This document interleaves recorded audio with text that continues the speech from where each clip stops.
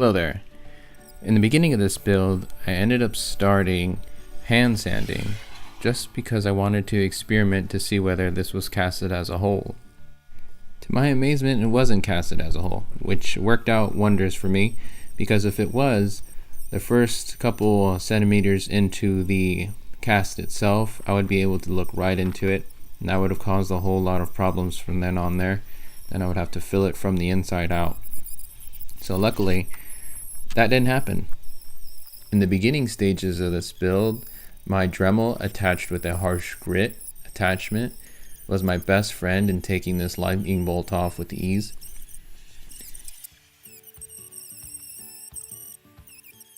Now you might be wondering why it is I'm sanding off this lightning bolt, and that's because this life-size bust is actually a repaint of a Barry Allen Flash life-size bust.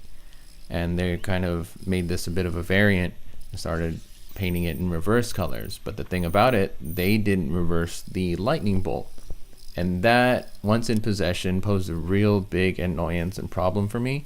So I just decided to take it into my own hands, make this a bit of a custom job, a one of sorts.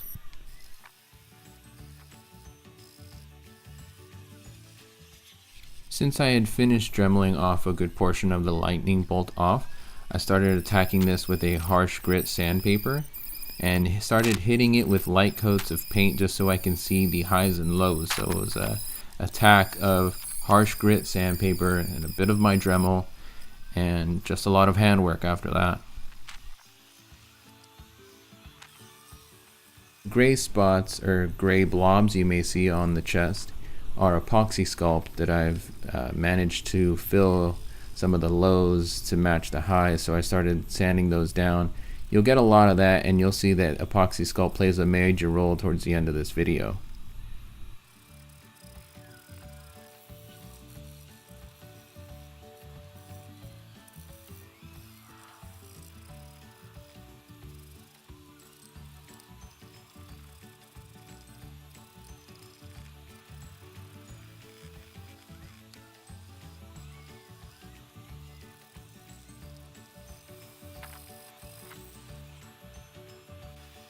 Now you might have noticed the change of outfits in the duration of this video.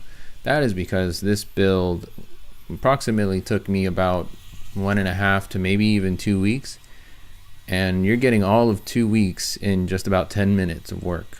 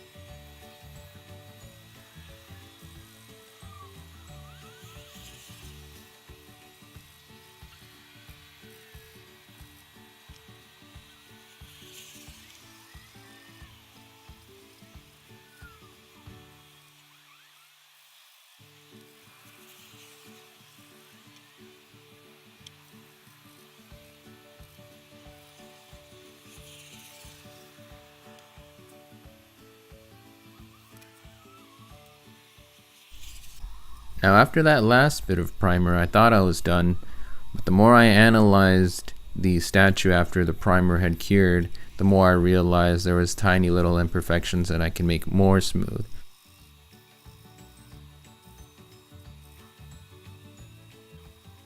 Sanding. I wish I can tell you the grits. I can't remember the grits because I had bought a pack of a variety of different sandpapers, and they were just sold from harsh, medium to smooth, and that's all I had to say. I mean, I was just feeling out how bad things were and then just smoothing them right over.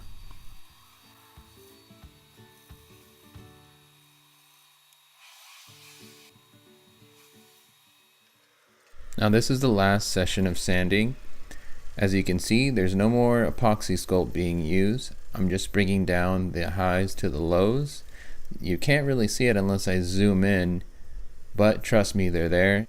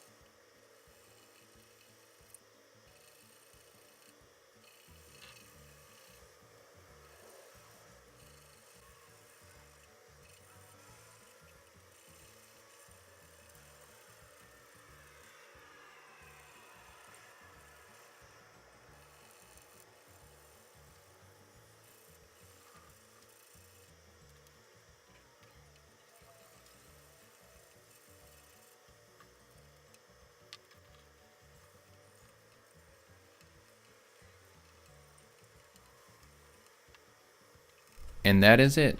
My journey in removing the lightning bolt is done. Now to tackle replacing the lightning bolt. Now this here is epoxy sculpt that I had mentioned earlier. It cures in parts of A and B, and all you really have to do is just get equal amounts of it and mix it well, and once applied it should harden like stone. Right there I had decided on a size lightning bolt that I'd wanted to use. So all it was left for me is just to get enough epoxy sculpt to make it happen, roll it out, and then trace the stencil I've made.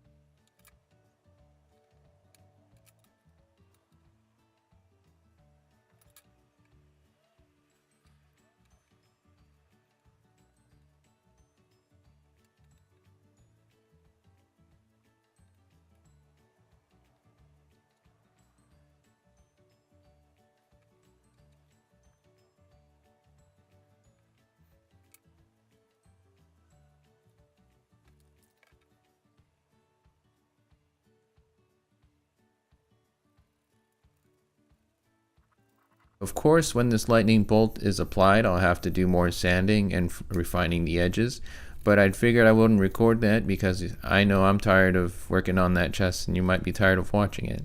Up next would be part 2, installing custom acrylic eyes into this life-size bust.